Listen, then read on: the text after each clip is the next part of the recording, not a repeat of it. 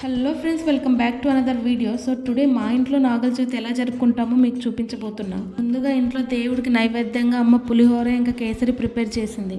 నాగల చవితి అంటే మెయిన్గా ఉండాల్సిన సల్లిపిండి, నువ్వుల పిండి, ఇంకా పాలు, సొద్దలు. నేను అమ్మ పుట్ట దగ్గరికి అయితే వచ్చేసాం. ఫస్ట్ వస్తూనే నీళ్లు పోసుకుంటూ దారం చుడుతూ 3 చుట్లు అయితే తిరిగేయాలి. నెక్స్ట్ అమ్మ తెచ్చిన పసుపు కుంకుమ అయితే చల్లేసింది పుట్ట మీద.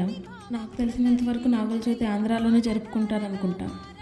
నెక్స్ట్ అమ్మ వేప చెట్టుకు పసుపు కుంకుమ అయితే పెట్టేసింది. పెట్టిన తర్వాత తెచ్చిన నైవేద్యం సల్లిపిండి, నువ్వుల పిండి, ఇంకా సొద్దలు అయితే పెట్టేసింది.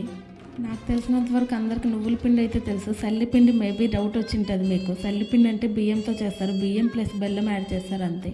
తర్వాత అమ్మ కొబ్బరికాయ అయితే కొట్టేసింది. కొట్టిన తర్వాత కర్పూరం వెలిగించి హారతి అయితే ఇచ్చేసింది. ఇంకా దండం పెట్టేసుకున్నాం. ఇంకా లాస్ట్లో ఫైనల్గా చేసే పని ఏంటంటే పుట్టకు పాలు పోయడం. సో నేను అమ్మ కలిసి పుట్టలో పాలు పోసేసాం. తెచ్చిన నైవేద్యం ఊర్లో కొందరికైతే పంచిపెడతాం. మీకు నాగల చవితి తెలిసింటే ఎలా జరుపుకుంటారో కామెంట్ చేయండి. Bye bye.